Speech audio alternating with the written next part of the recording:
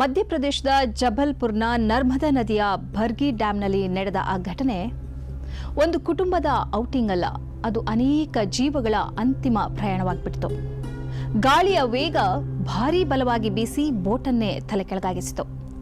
ಆ ದೃಶ್ಯವನ್ನ ತಮ್ಮ social ಮೀಡಿಯಾಗಳಲ್ಲಿ, TV ಚಾನೆಲ್ಗಳಲ್ಲಿ ನೋಡಿದಂತಹ ಎಲ್ಲರ ಕಣ್ಣುಗಳು ತೇವವಾಗಿದ್ದವು, ಮನಸ್ಸು ಕೂಡ ಕಲ್ಕೊಂತಿತ್ತು. ಹೌದು, ಆ ದಿನ ಸಂಜೆ ಸುಮಾರು 5 ಗಂಟೆ ದಾಟಿದ ಸಮಯ. ಸೂರ್ಯನು ನಿಧಾನವಾಗಿ ಅಸ್ತಂಗತವಾಗ್ತಿದ್ದ.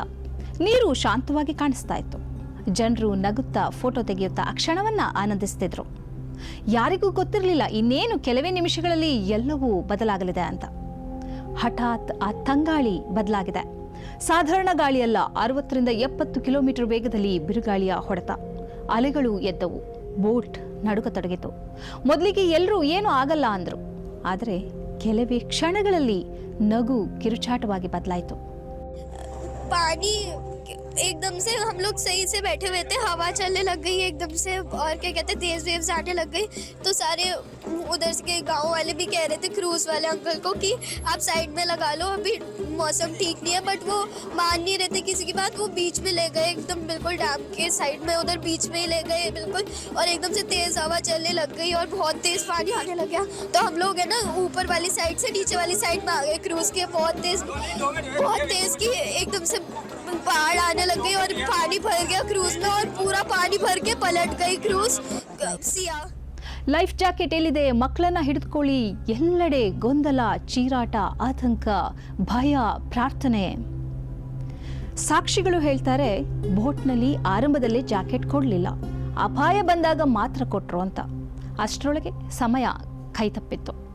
ನೀರು ಒಳಗೆ ನುಗ್ಗತೊಡಗಿತು, ಬೋಟ್ ತೂಗಿತು ಮತ್ತು ಒಂದು ಕ್ಷಣದಲ್ಲಿ ಎಲ್ಲವೂ ತಲೆ ಕೆಳಗಾಯಿತು. ಒಂದು ಕ್ಷಣದ ಕತ್ತಲೆ. ಆ ಕತ್ತಲೆ ನೀರಿನೊಳಗೆ ಪ್ರತಿಯೊಬ್ಬರು ತಮ್ಮ ಜೀವಕ್ಕಾಗಿ ಹೋರಾಟ ಮಾಡ್ತಾ ಇದ್ರು, ಕಿರ್ಚಾಡ್ತಾ ಇದ್ರು. ಕೊನೆಗೊಂದು ದೃಶ್ಯ ಎಲ್ಲರ ಹೃದಯವನ್ನೇ ಕಣ್ಣೀರ ಕಡ್ಲಾಗಿಸಿತು. ಒಂದು ತಾಯಿ ತನ್ನ ಚಿಕ್ಕ ಮಗನನ್ನ ಬಿಗಿಯಾಗಿ ಹಿಡಿದಿದ್ಲು. ಕೊನೆಯ ಕ್ಷಣದವರೆಗೂ ನನ್ನ ಮಗ ಉಳಿಯಬೇಕು ಅನ್ನೋ ಒಂದೇ ಚಿಂತನೆ ಇತ್ತೋ ಏನೋ. ರಕ್ಷಣೆ ತಂಡವು ಹೇಳ್ತದೆ, ಅವರಿಬ್ಬರು ಒಂದೇ ಜಾಕೆಟ್ನಲ್ಲಿ ಸಿಕ್ಕಿದ್ರು ಅಂತ. ಅದು ಭಯ ಮತ್ತು ಪ್ರೀತಿಯ ಕೊನೆಯ ಆಲಿಂಗನವಾಗಿತ್ತು. उसमें तो हम देख के हैरान हो गए अंदर कि भाई लेडीज को खींचे तो पहली बात तो लेडीज उस पे से आ नहीं रहे. हम देखा क्यों नहीं आ रहे, तो देखा तो उसके हाथ में सिमट के एक बच्चा पड़ा था. तो हम उसको खींच रहे लेकिन उसकी पकड़ अपने बच्चे से हिल नहीं रही थी उस लेडीज की.